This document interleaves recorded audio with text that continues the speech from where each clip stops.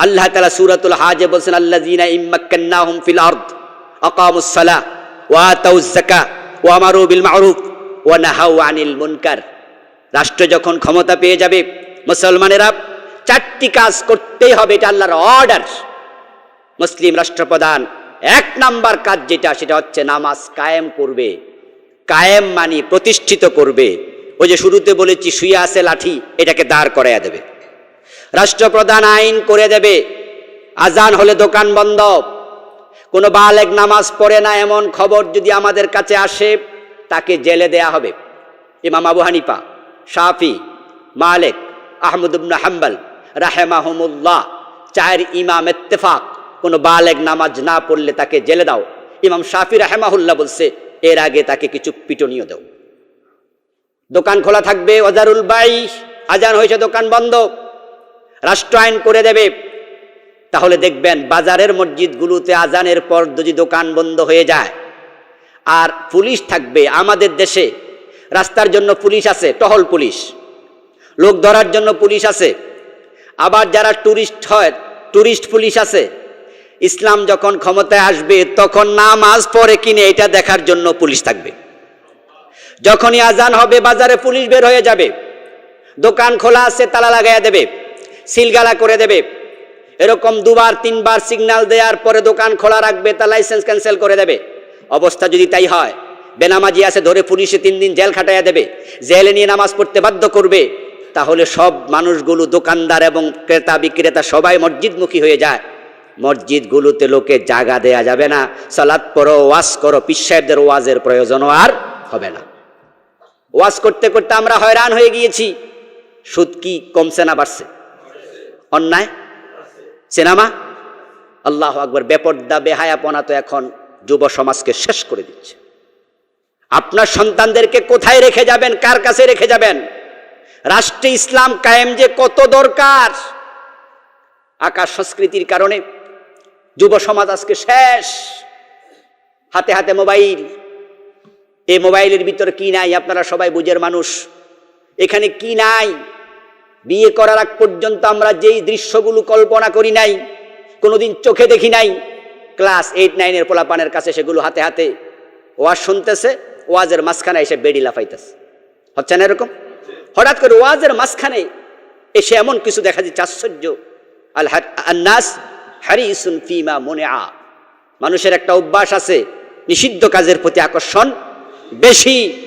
শুনতেছিল ভালো জিনিস, এসে গেছে খারাপ জিনিস, এখন তার আকর্ষণ ভালোর চেয়ে খারাপের দিকে বেশি। আকাশ সংস্কৃতি শেষ করে দিল মুসলিম উম্মার ইমান আমল সব।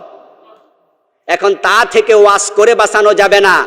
রাষ্ট্রে ইসলাম এত দরকার, সরকার চাইলে এ বাজে সিনেমা, বাজে নাটক এগুলো বন্ধ করতে 1 সপ্তাহ লাগবে না। আজকে ঘরে ঘরে জি বাংলা স্টার জলসার কারণে সিনেমা হল। ওয়াজ করে বাঁচাবেন কেমনে সম্ভব? আমাদেরকে অনেকে বলে, হুজুর ওয়াজে কাজ হয় না। আপনারা 2 ঘন্টা 3 ঘন্টা ওয়াজ করে লাখ লাখ টাকা নিয়ে যাচ্ছেন, কাম কই? আমরা বলি, ভাই শোনেন, আপনি কি বলছেন এসব? আমরা ওয়াজ করলাম 2 ঘন্টা, ও বেটা বাড়ি যেয়ে সিনেমা দেখে 3 ঘন্টা, আরেক ঘন্টার কাফারা কই? এখন যদি ওয়াজে কাজ হইতে হয়, তাহলে ওই সিনেমাগুলো বন্ধ করা দরকার না? এ ফেসবুক কত কিছু বের হচ্ছে, এখানে কত নাছার। ওয়াজ করে কখনো এটা সম্ভব নয়। আর রাষ্ট্র যদি চায় জি বাংলা বন্ধ করতে কতক্ষণ লাগে? একটা অর্ডার যথেষ্ট। তৃতীয় ক্ষেত্র হচ্ছে রাষ্ট্রীয় জীবন। এজন্য এমন কিছু আমল আছে যেগুলো ব্যক্তিগতভাবে চাইলেও করা যায় না। হাদিস কি? মান নাযারা ইলা মাহাসিন ইমরাতিন আজনুবিয়্যাতিন আন শাহওয়াতিন সুব্বা ফি আইনাইহিল আনুক ইয়াউমাল কিয়ামা। যে ব্যক্তি পরনারীর দিকে খারাপ নজরে তাকাবে, তার 2 চোখের মাঝে কিয়ামতের দিন সীসা গলায়া দেয়া হবে। নাউযুবিল্লাহি মিন যালিক। অথচ আপনার স্ত্রী পর্দা করে, আপনার বোন পর্দা করে, আপনার মা পর্দা করে, আপনার মেয়ে পর্দা করে, আপনি পর্দা করেন, আপনার ঘরে টেলিভিশনটা পর্যন্ত নাই, আপনার ঘরে ফেসবুক চালানো হয় না, অর্থাৎ কোনো রকমের বেপর্দা ঘটে না। আপনি এমন পরিবারের ভালো মানুষ, কিন্তু রাস্তায় বের হলে কি অবস্থা? রাস্তায় বের হলে কি অবস্থা? আমি আজকে ঘর থেকে বের হয়ে সামনে আসছি, সামনে গিয়ে একটা মেয়ে দেখলাম, চোখটা একটু ফিরাইলাম, সামনে আসতেছে, আর চোখ পুরা পড়েনি, ফিরাইলাম, ফিরাই দেখে এখানে আরেকজন, এখন যাবো কই? আজকের কথা বলছি। তাহলে মাওলানা যুক্তিবাদীরা হাফেজাহুল্লাহ উনি এখনো বেঁচে আছেন, মাওলানা হাবিবুর রহমান যুক্তিবাদী, ওয়াজ শুনছেন তো ওনারা অনেক। উনি বলছিলেন বেপর্দার অবস্থা বলতে গিয়ে যে যদি সামনের দিকে তাকাই নারী দেখা যায়, নিচে তাকালে গাড়ি চাপা দেবে, ডানে তাকালে আরেকজন, বামে তাকালে আরেকজন, পিছনে তো আর তাকাইয়া চলা যায় না, একটু উপরে তাকাইছি দেখি ছাদে আরেকজন। এটাই হচ্ছে বাস্তবতা। মানে বাহিরে গেলে পর্দা করা 100% কারো পক্ষে সম্ভব হয়ে ওঠে না। চোখ যদি চলে যায়, চোখ কারো কথা শোনে না, অন্তরে তার প্রতিক্রিয়া তৈরি হয়, শয়তান করে দেয়, বাঁচতে চাইলেও বাঁচা যায় না। কত বেপরদানের রাস্তায় হাঁটছে, ওড়নাটা পর্যন্ত গায়ে দেয় না, যুবতীরা বের হচ্ছে। আপনার সন্তানকে কার কাছে রেখে যাবেন? আচ্ছা, আমরা ওয়াজ করলে কি পর্দা দেশে কায়েম হবে? কারো ওয়াজ কে শোনে? যে রাষ্ট্র যদি চাইতো, রাষ্ট্র চাইলে আফগানিস্তান, মাশা আল্লাহ, আল্লাহ তুমি এই খেলাফতকে দীর্ঘস্থায়ী করে দাও, বলেন আমিন। আজকে ওদেরকে শেষ করার জন্য পায়তারা করছে, রাষ্ট্রীয়ভাবে তাদেরকে সাহায্য বন্ধ করে দিচ্ছে আমেরিকা। আপনারা দেখতে পেয়েছেন ইতিমধ্যে টেলিভিশনে খবর পড়তে, যে মেয়েরা আসতেছে সে মেয়েরাও কি করে? নেকাব পড়ছে। যদি রাষ্ট্র চায় একটা রাষ্ট্রে পর্দা কায়েম করতে 1 সপ্তাহ বেশি লাগে না।